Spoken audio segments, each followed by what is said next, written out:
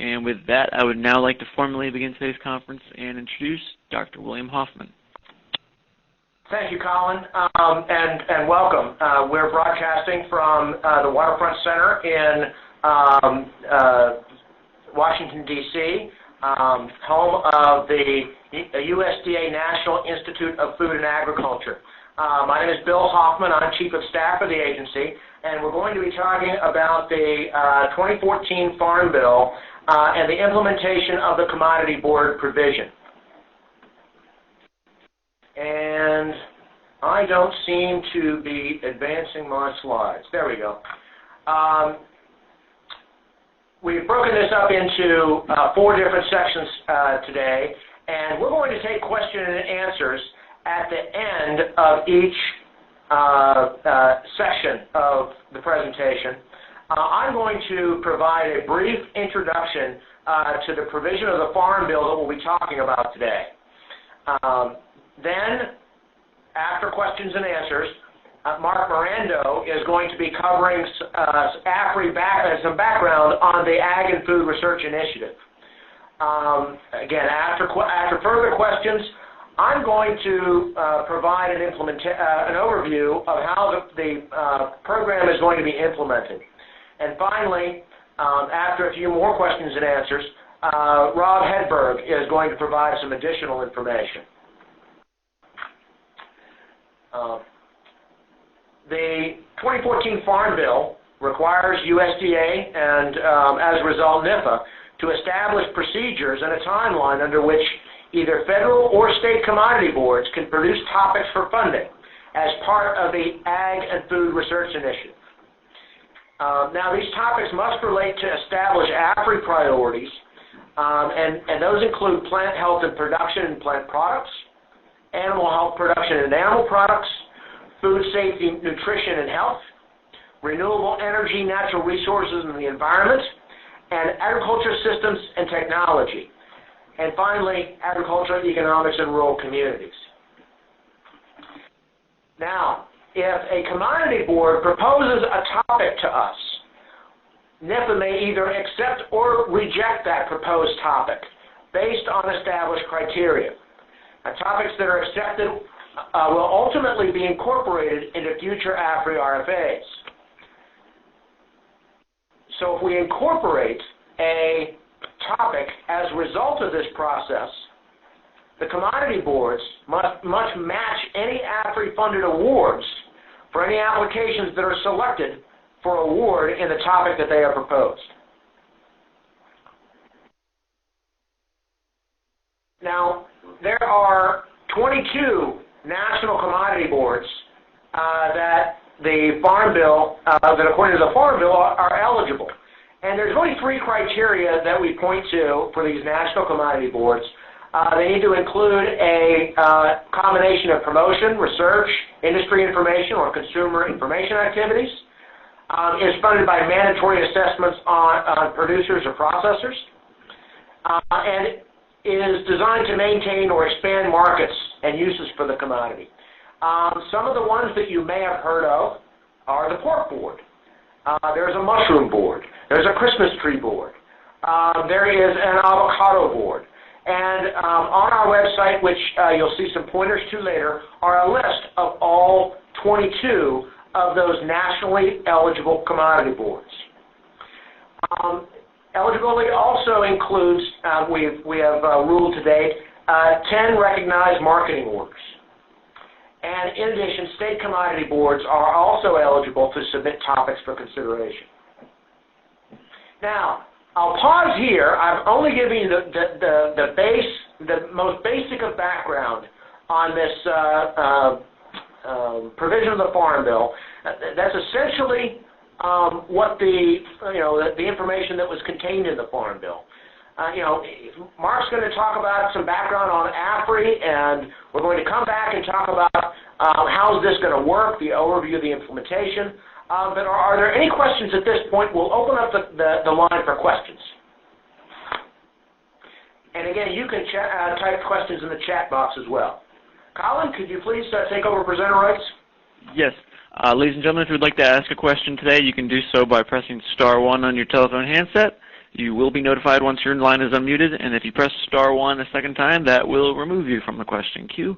And just a reminder, you can still send in your notes also by typing in, by clicking the send note button and then typing in your question.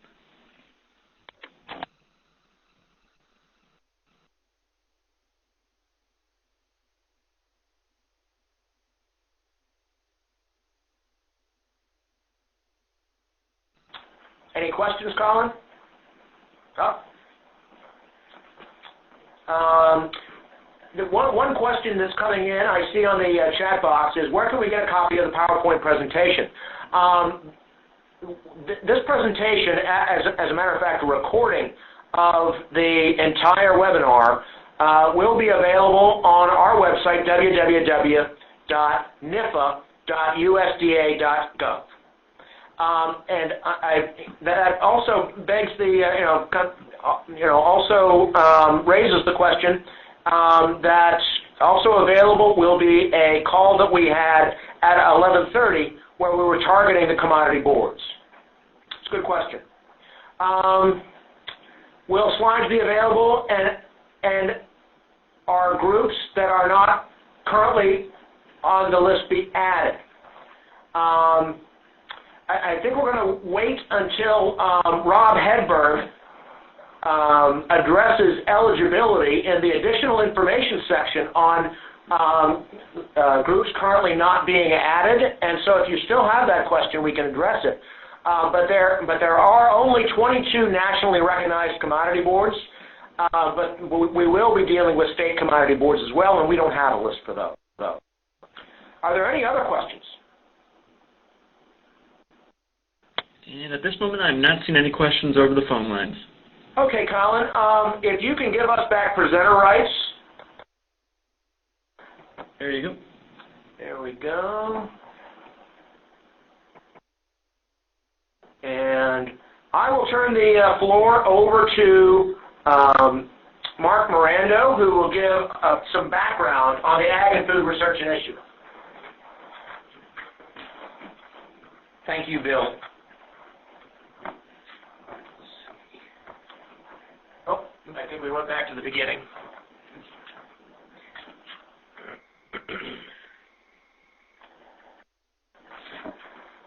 Thank you, Bill. So I am Mark Mirando, National Program Leader of Animal Nutrition, Growth and Reproduction, and I'm also the Science Coordinator for the Agriculture and Food Research Initiative, or AFRI. So this presentation is going to provide a very brief overview of the AFRI program, and I'll start off with the organization of the AFRI program, and it is aligned with the 6 Farm Bill priorities that Bill mentioned previously and are listed on this slide.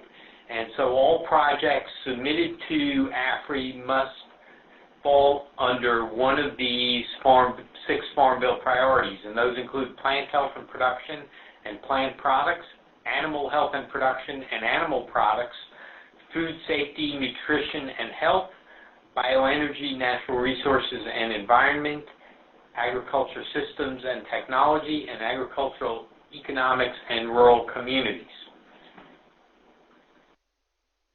So AFRI is also organized into 8 requests for applications, or RFAs, and these 8 include the Food, Agriculture, Natural Resources and Human Sciences Education and Literacy Initiative, RFA, the Foundational RFA, and 6 Challenge Area RFAs. And I'll cover each of these RFAs in just a little more detail in subsequent slides.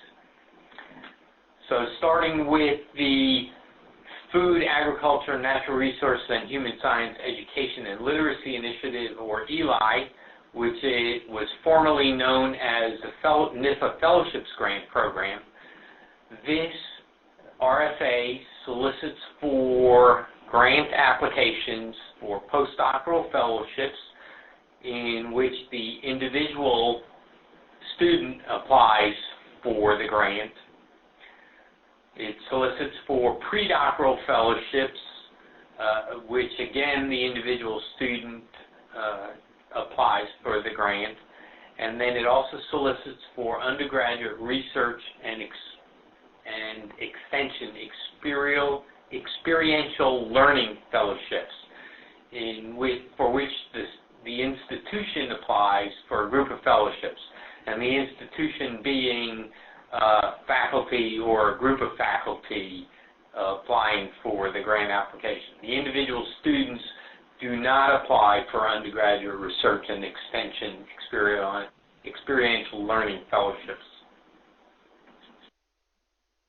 So the AFRI foundational program is organized strictly along the Farm Bill priorities that I mentioned, that Bill and I both mentioned previously, and the program areas are named the same as the Farm Bill priorities.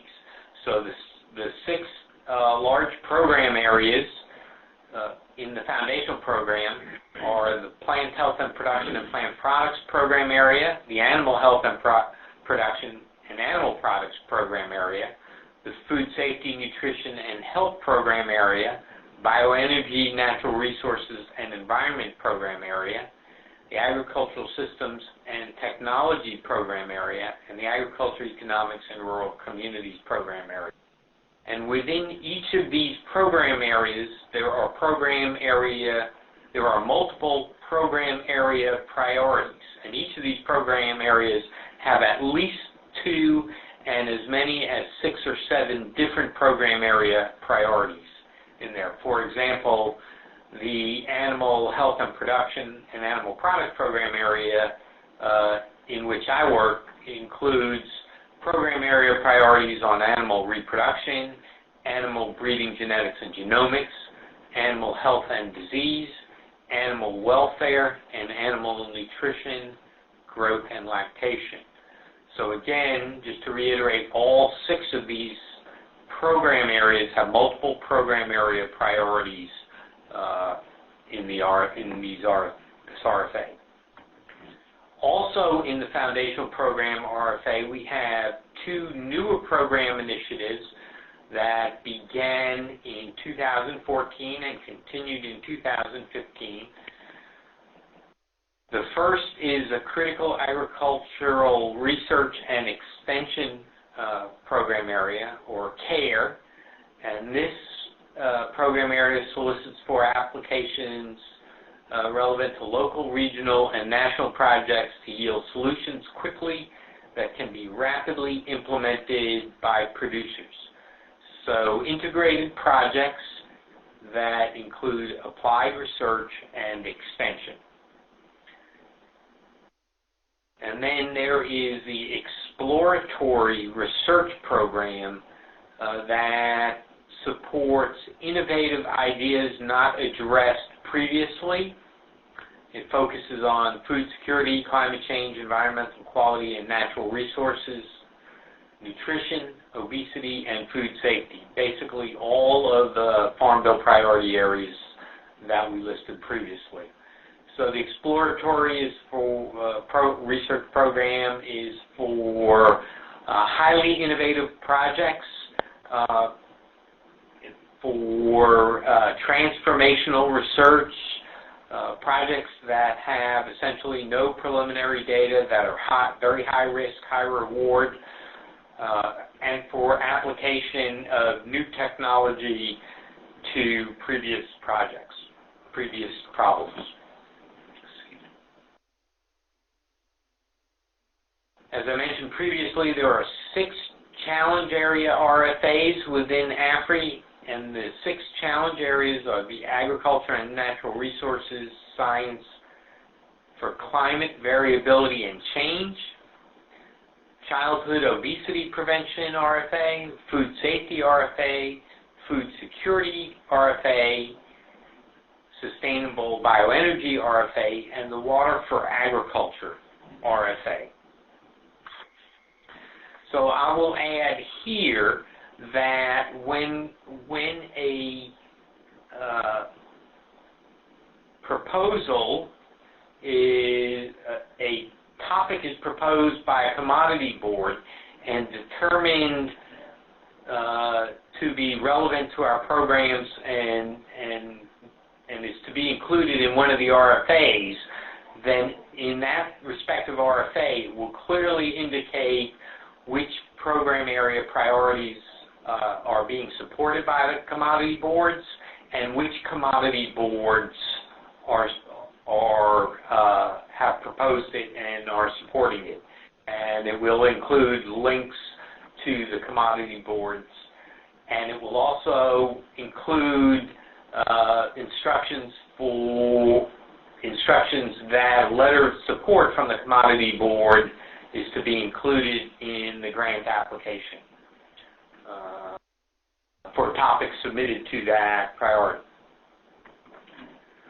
So just briefly describe the difference between the foundational program and the challenge area programs, and they have different characteristics. So in the foundational program, it's mostly for single function research and not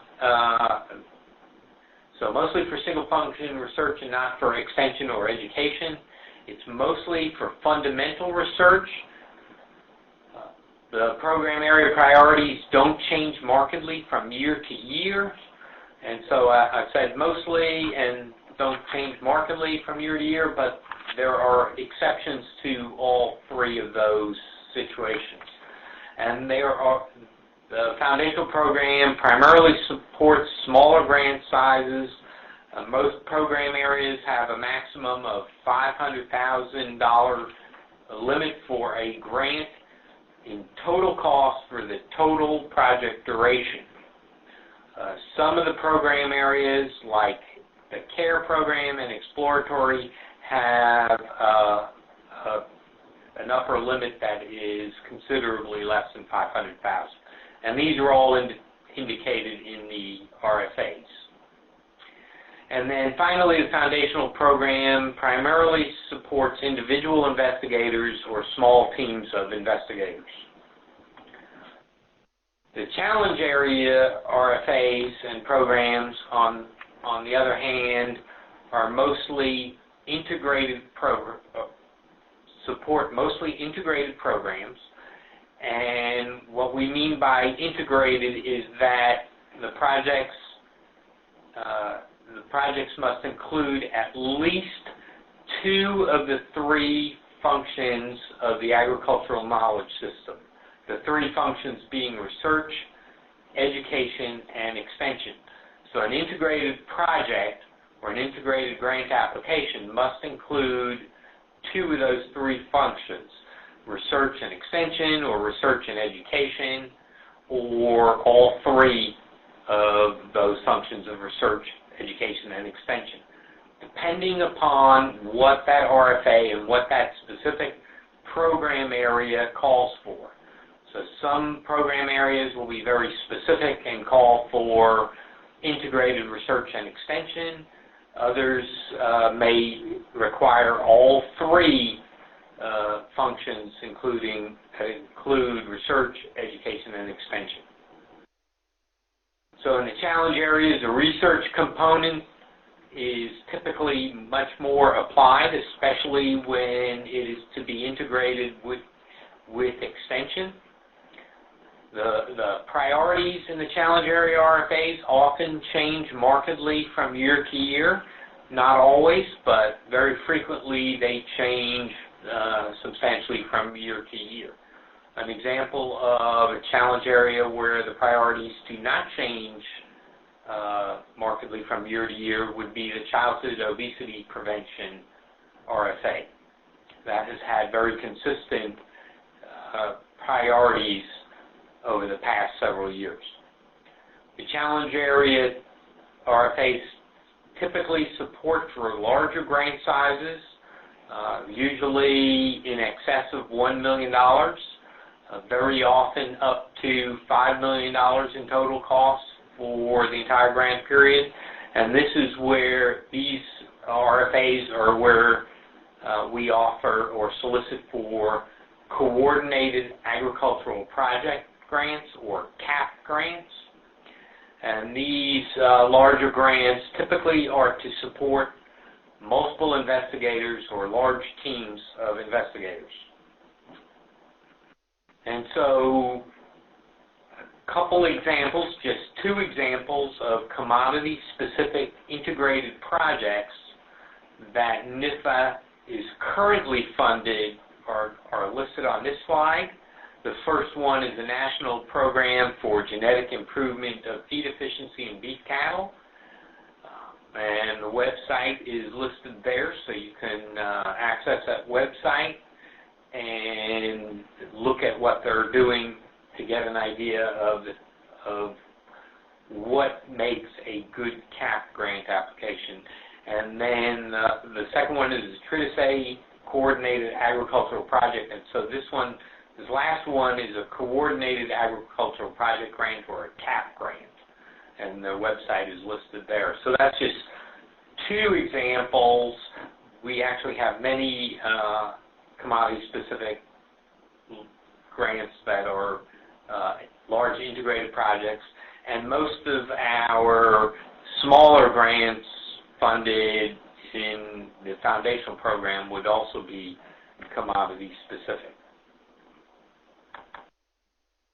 The AFRI RFAs for 2015 are available on our website, and this is a specific URL that lists all the AFRI RFAs, and it will take you from there to the individual RFA pages.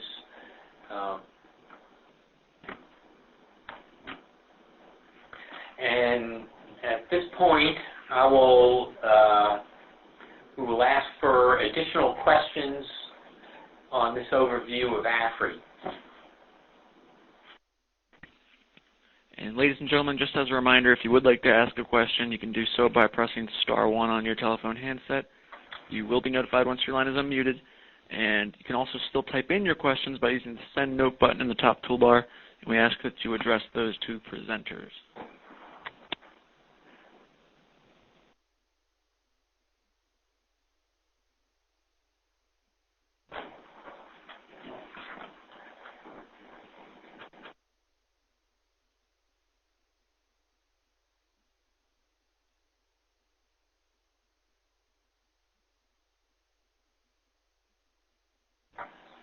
Show application site again.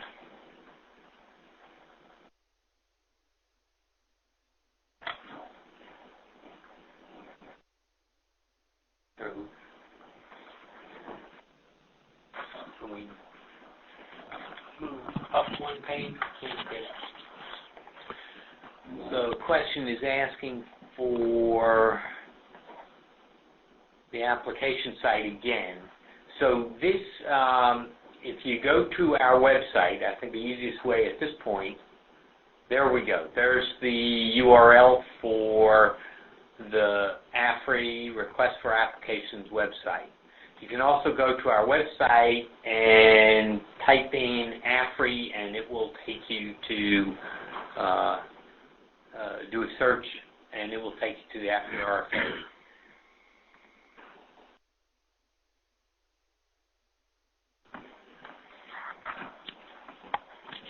At this moment, we have no questions over the phone lines. Okay, well then, Colin, how about if you give us back the wheel?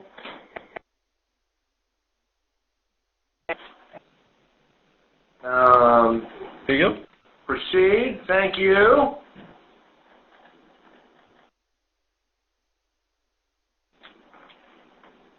Yeah, we did it again. Double click.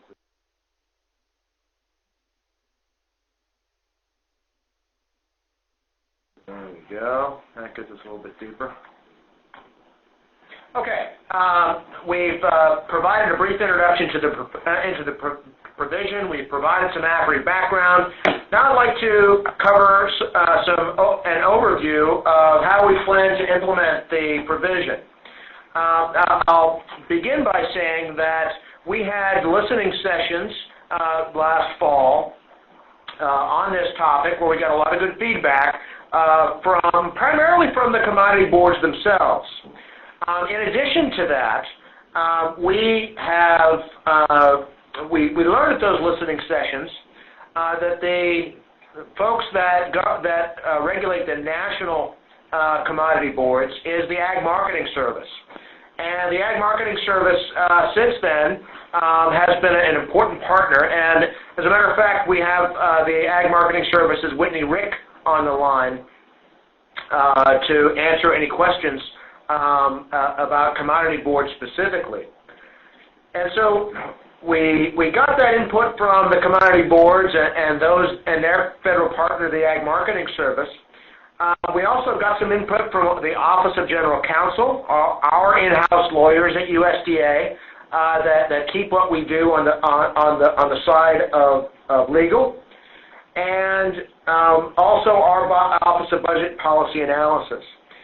And we took that feedback and we presented, very similar to what you see here, to a Farm Bill implementation leadership team within the department. Some of the most senior leaders in the department, including the Deputy Secretary, Krista Harden. And this plan had to pass muster with not only her, but ultimately had to go on to the Secretary for his concurrence. And so what you see here is a product of a fairly long process with a lot of consultation. One of the early questions that we needed to answer is, are we going to have a separate RFA and a separate competition that deals with these commodity boards alone, or are we going to incorporate the commodity boards provision into the current network, current framework of the Ag and Food Research Initiative, the framework that Mark so aptly described here a few minutes ago. And we decided on the latter. We decided to incorporate this into the existing AFRI framework. Number one, because we wanted to make sure that we ensured rigorous competition, and we wanted to make sure that only the best science was funded. Another decision that we needed to make was are we going to only solicit RFAs for certain solicit ideas only for certain AFRI RFAs, or are we going to make this open to all the AFRI RFAs? And again, we decided to solicit ideas for all the AFRI RFAs. Reason for that, it allows the maximum participation flexibility. If a smaller commodity board had an idea that fit into the foundational area, we can accommodate that. But if there was an idea, perhaps to fund a cooperative ag project, a large project, maybe up to $5 million, we could also fund that within the challenge areas. And so it really increases the potentially available funds for joint activities. Now, NIFA will solicit RFA ideas from commodity boards via Federal Register notice, and we published that Federal Register notice on July 24th. Now, I want to stress one thing that is easy to overlook. Topics can be submitted by commodity boards to NIFA at any time. As I've said before, there's no bad time for a good idea. However, in order to be considered for the upcoming fiscal year 2016 AFRI RFAs, we need to receive topical submissions from the commodity boards no later than 5 p.m. on September 22nd. That provides an open window of 60 days. We set in that Federal Register notice a minimum amount of funding for an idea submission of $150,000. We got feedback from the commodity boards that they usually deal with single investigator projects that are around $300,000, so this would cover one of them. The maximum amount per topic is $2.5 million. Reason for that maximum is normally, many of the cooperative ag projects that we have funded check in at about the $5 million range. and half of that would be $2.5 million. The maximum amount per commodity board, we felt that it was important to have a maximum, and that maximum per commodity board is $10 million. Now, when the commodity boards submit proposals for topical proposals to us, we will screen them to make sure they're submitted by an eligible commodity board. We'll consult with Ag Marketing Service to make sure that submissions and proposed financial contributions are consistent with commodity promotion laws and the board's charters as applicable. And commodity board topics, once we screen them to make sure that they're legitimate, will be reviewed by an internal NIFA panel, based on evaluation criteria that were developed using stakeholder input from both commodity boards, other stakeholders, from government, industry, and academia. So what will those criteria be? We'll look at these topics and check for alignment with one or more of the statutory AFRI priority areas that we mentioned before. If they're not aligned with the AFRI statutory priority areas, according to the law that authorizes AFRI, and according to the Farm Bill itself, it's not something that we should work with. We'll look for alignment with the President's budget proposal for NIFA, as identified in our USDA annual budget submission. Whenever we propose funding every year in the President's budget proposal, Congress wants to see some information about what our plan is for those funds. And any ideas that we get at least needs to be in alignment with that general plan that we pitched Congress in order to receive the AFRI funds. We'll also look at alignment with priority areas in the AFRI RFA to be released by NIFA during the fiscal year, for which the Commodity Board is proposing a topic for funding. An example is within the AFRI Foundational Program RFA, the AFRI Animal Health Production and Animal Products, or Animal Reproduction priority areas. Now, possibly there could be 3 replies to this topical idea that was submitted by the commodity boards. The first could be, wow, this is very appropriate, it's very aligned, it's like you read our mind, or either that, or boy, we should have thought of that all along. Let's sign an agreement. And if that's the case, we'll enter into an agreement with the commodity board, and they will set aside funds in order to fully fund what their proposed idea is, which could be anywhere between, again, $150,000 and $2 million. They'll set that aside in an escrow account. The possible reply might be, no, I'm sorry, that just isn't appropriate for this program, based on one of the 3 factors above. So the answer could be absolutely yes. The answer could be absolutely no. Or the answer could be, let's talk a little bit more about this idea. And I think particularly the proposals that we get September 23rd and after, we're going to have the opportunity to work with commodity boards and really flesh out some of these ideas in the years going forward.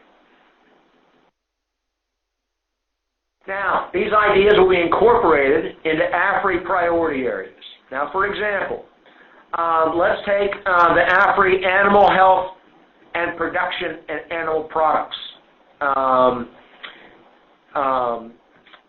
priority area.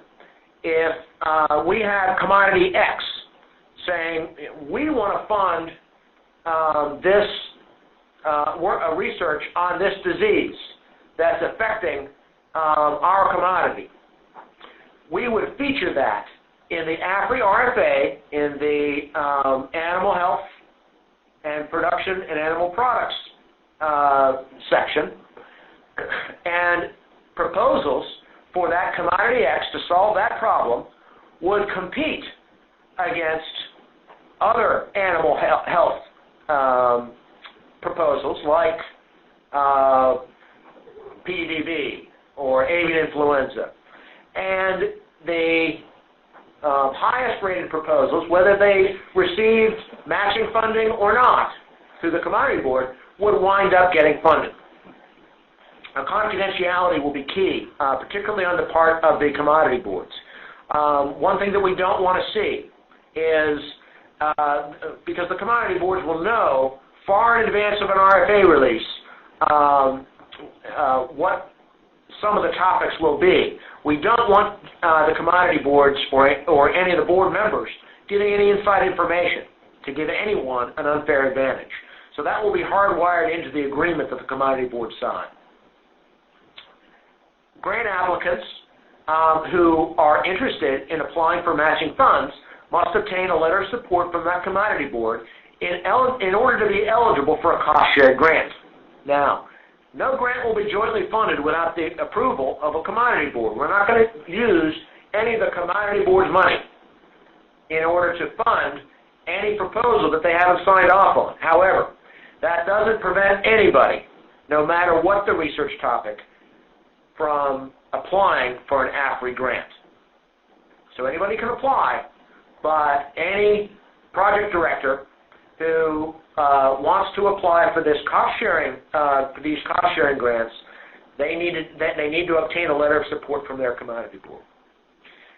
The highest ranked proposals will be funded in each program area. We want to make sure that we fund absolutely the best science, regardless of whether the funds are being matched by a Commodity Board or not. Now, if the successful proposal is eligible for joint funding, the Commodity Board, from that escrow account we talked about earlier, will transfer funds to a United States government deposit account for slightly more than 50% of the total year award value. We have a few details on that to work out, just how much that will be, but it will be just right around 50%. The award that we would make would be subject to NIFA AFRI terms and conditions. This is still a NIFA AFRI award, and it will be subject to all the terms and conditions that any NIFA AFRI award will be subject to. NIFA and Commodity Boards will likely coordinate on communications, perhaps with AMS as a partner, Ag Marketing Service as a partner. Again, because we're going to be taking money out of an escrow account and transferring it to the deposit account, the Commodity Boards might have some advanced information of projects that are going to get funded. And we want to make sure that we communicate that partnership, but we want to do so in an orderly manner. And we want to make sure that nobody beats anybody to the punch, communications-wise. So we'll have to make sure that we coordinate not only with the institution, as we always do, not only with the department, as we always do, but also with the Commodity Board. Now, if successful joint applications don't exhaust the funds that Commodity Board has set aside, those Commodity Boards will then reprogram those funds based on whatever applicable governing laws and regulations they have. Okay. So that provides an overview of the implementation of the Commodity Board provision of kind of a how it's going to work type of explanation. I think we'll open it up for questions. So, Colin, if you could please take over the presenter role and field any questions on the phone. If there are any. So we have 2 written questions. You there, Colin? Yes, I'm here, and just let you know, quick reminder to the audience, you can press *1 if you'd like to ask a question over the phone lines. Okay, and Mark sees that there's some questions in the chat box. So the first one from Vincent Borleski is there a list somewhere of the 22 national commodity boards that you are working with and a list of the commodity boards that you have formalized partnerships with? I'll cover that a little bit in my presentation. This is Rob Hedberg, and I'll be up next. But that list of the 22 currently recognized commodity boards plus 10 recognized state marketing orders is included both in the Federal Register notice. It is included on our website and a fact sheet that we have, which again can be accessed at www.nifa.usda.gov and by searching under commodity boards. So we try to make that list open. There's a follow-on question too, I believe, Mark. Right, and so the next question was, part of that was, do you have a list of commodity boards that you have formalized partnerships with? And we don't have any formalized partnerships at the current time. The Federal Register notice sets a deadline of September 22nd for those proposals. But once we review those proposed topics and negotiate with the commodity boards, we will then put that list of commodity boards that we've developed those topics and the associated RFAs on our website as well. The next question was from Julianne Woodcock. How does this material relate to state commodity groups? For example, I am with the North Carolina Blueberry Council, but you are speaking to national programs. Let's hold that question, and I'll go ahead and I'll cover that, I think, in pretty good detail in my presentation, and if we need some additional clarification, we'll take questions at the end of my presentation. And the next question is, what is the protocol for a commodity board to submit a topic for approval? What should a topic proposal include? Is there a formal procedure? This is Rob Hedberg, and yes, there is a formal procedure. It's included in the Federal Register notice that was published on the 24th of July. The specific guidelines are found in the section under Topic Submission Guidance and Procedures, but basically what we are asking from each commodity group that's going to suggest a topic is they submit a PDF of no more than 2 pages, that it include a description of the topic. It includes the amount of total matching contributions they are prepared to make, and a justification of how it aligns with AFRI and USDA priorities. So those procedures, again, are spelled out in the Federal Register notice.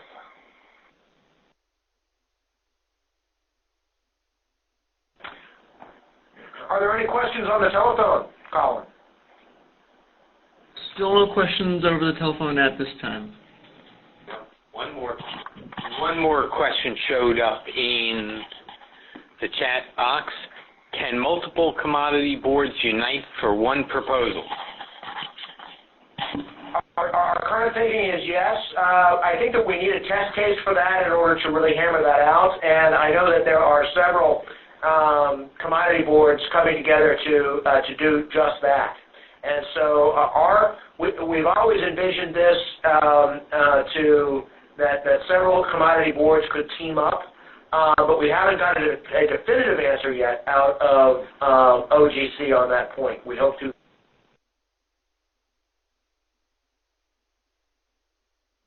And it looks like we do have a question over the phone lines. And going now to our first caller, this is the line of Wendy. Wendy, please go ahead. Oh, great. Didn't know this worked. You can hear me okay? We hear you great, Wendy. Okay. So I was looking over your list of commodity boards and the people that you have acknowledged that you work with, but there are a lot more boards than that. For instance, I didn't see Florida citrus growers on there and things like that. They're fighting some pretty big problems with citrus greening right now. How do we get on that list?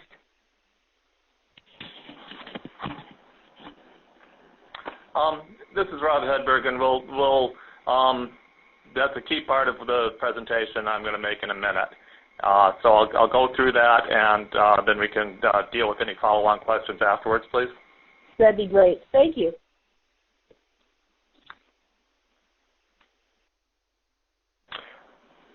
I think we covered all the ones in the chat box. So, Colin, is there any other callers? At this moment, there are no additional questions over the phone lines. Well, if you could, give us back the wheel here at Waterfront Center. See what we can do to... There we go. Okay. Go ahead, Mark. Rob Hedberg, as we mentioned, will provide some additional information and moderate the final Q&A.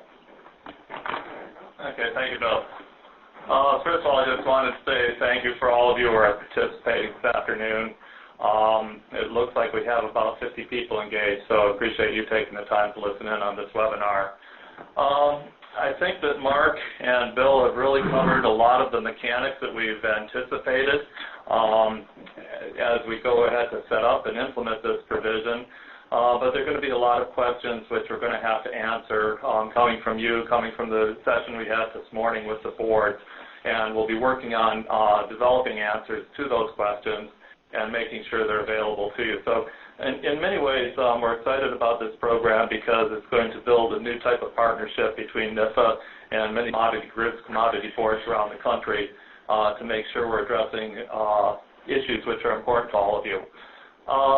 Again, part of having a partnership is communication, and so we've got my contact information up there. We've also had Mark Mirando's contact information earlier. And what I'd like to recommend is if you're going to submit a question that is specific to commodity boards, that you please use the commodity boards at NIFA.usda.gov website, our email address. And that will allow several of us to see the questions that come in and make sure we can answer the questions quickly if one of us happens to be out of town when you submit it. Also, at any time, feel free to call me on my direct line, which is also listed there.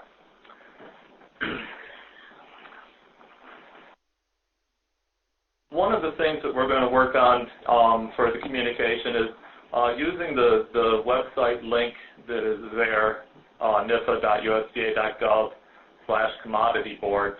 At that site, we'll have a lot of the pertinent material that you need to access going forward. That will include the Federal Register notice. It will include a fact sheet. It will include frequently asked questions, which we've already developed some, and we'll continue to upgrade those as we receive more questions and we develop more formal answers to the questions we've received today, both this morning and this afternoon.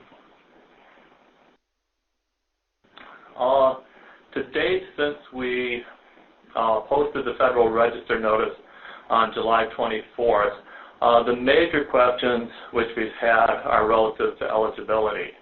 And there are really two types of eligibility that were specified in the Farm Bill. One was for federal commodity boards and market orders that were specifically referenced in the 1996 Farm Bill that's found at 7 U.S.C. 7401A. And we've worked with the Office of General Counsel and the USDA Agricultural Marketing Service to develop a list of 22 currently recognized organizations that are eligible, plus the 10 state market orders. Now, I'm getting the sense that some people feel that state orders are excluded, and I want to clarify that they are not in any way, shape, or form excluded. Just that it was much easier to identify the federal marketing orders and commodity boards than the number that will be eligible at the state level. This is for the state commodity boards. The Farm Bill language said state commodity boards or equivalent entity, but unfortunately they are not as clearly outlined in law. Working with OGC and AMS, we've identified there are three types of state commodity boards that would be eligible. Those would be commodity boards that are established by state law and are well aligned with the federal parameters.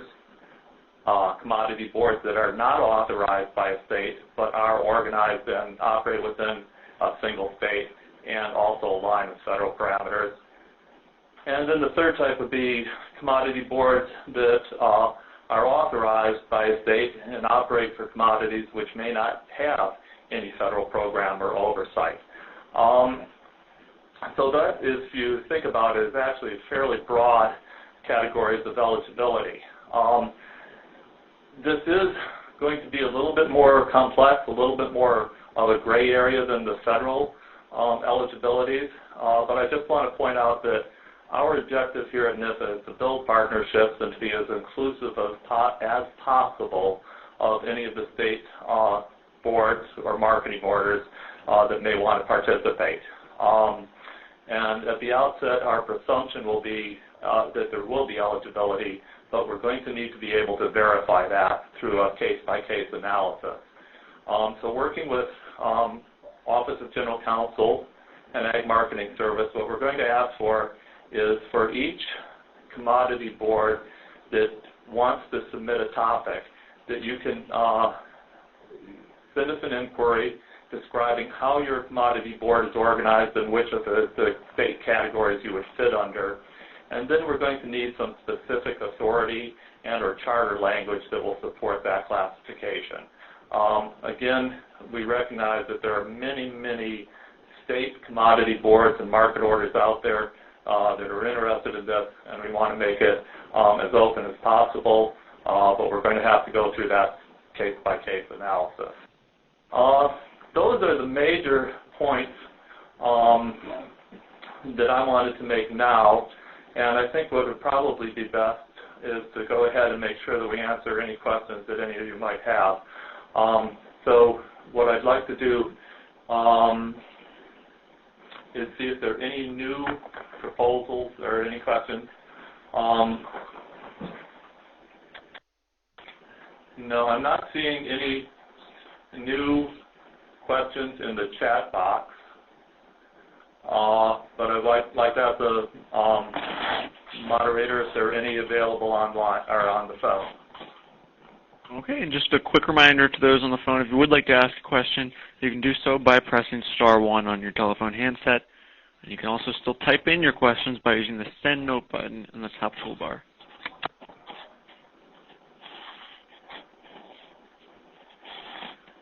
I'll just add, for those who we deferred their questions until Rob's presentation, if your question did not get addressed clearly or you need further clarification, please ask it again. I think we covered those in this presentation, both the one on the phone and the two that were sent in the chat box. But if we haven't, please let us know. We do have a question now about how will commodity boards be involved in the application review process. What I'd like to say is that the commodity boards will not review the actual proposals that are submitted by the scientist researchers. They will be able to support those proposals with a letter of support to indicate that this is something that they would be interested and willing to support with the funding they've contributed. Mark or Bill, would you like to add that? I think that's really clearly. Yeah. I'll just add that they might want to see the proposal before it's submitted, but in terms of peer review, exactly what you said, what Rob said, is they will not be involved in the peer review process. It will be our standard, very strict peer review process based on scientific merit, relevance to agriculture, and individual investigator qualifications, institutional capacity.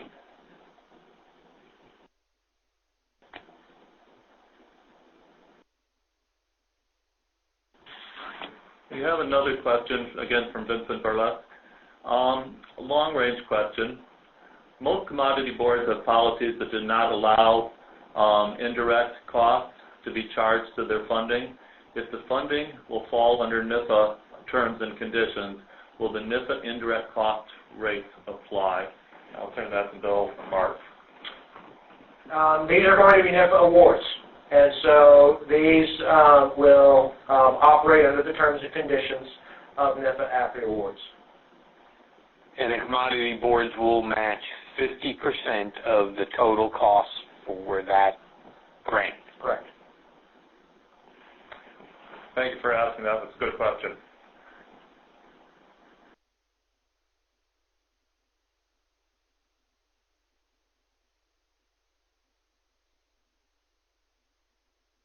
At this time, we don't have any more questions in the chat box. Are there any more that people would prefer to make over the phone? Which office at NIFA is taking the lead on this? Who's taking the lead on this process for accepting the applications? Have we gotten that far? Okay. Primarily, Mark Mirando and I, this is Rob Hedberg, who work in the Institute of Food Production and Sustainability. And Mark is deeply engaged in the AFRI program. So we will accept the proposed topics into the website address which has been listed. And but having said that, this is a real partnership among multiple offices within NIFA. The Institute of Food Production and Sustainability has been engaged, but also the Director's Office has been engaged, the Budget Office has been engaged, our Policy Office, and plus multiple offices within the department, again, General Counsel and AMS. And this is needed because it's a new way of doing business for us, and obviously we don't have all of the answers immediately after the Farm Bill was passed, and we're working on those. And it's going to take a lot of these different offices working together to make sure we implement this as efficiently as possible without stumbling. Thank you. I appreciate the question.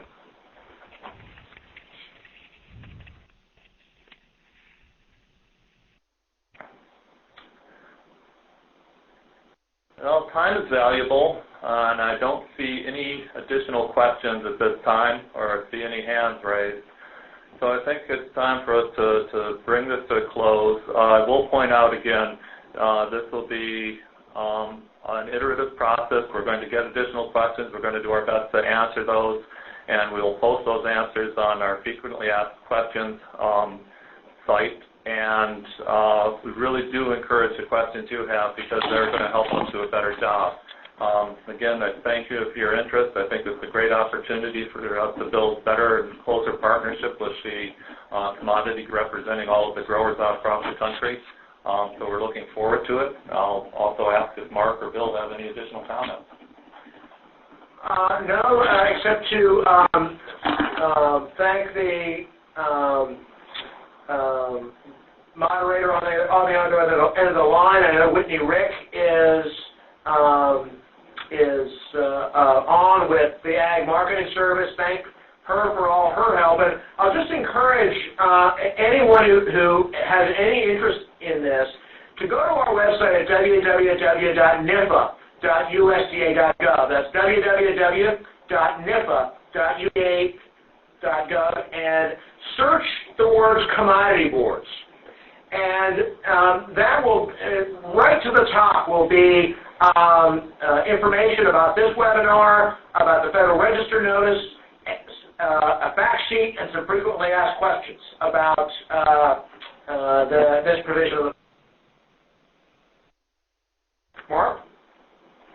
I have nothing to add. Okay. Well, if we have no further questions, thank you very much for your attention for this last hour, and we look forward to hearing from you soon.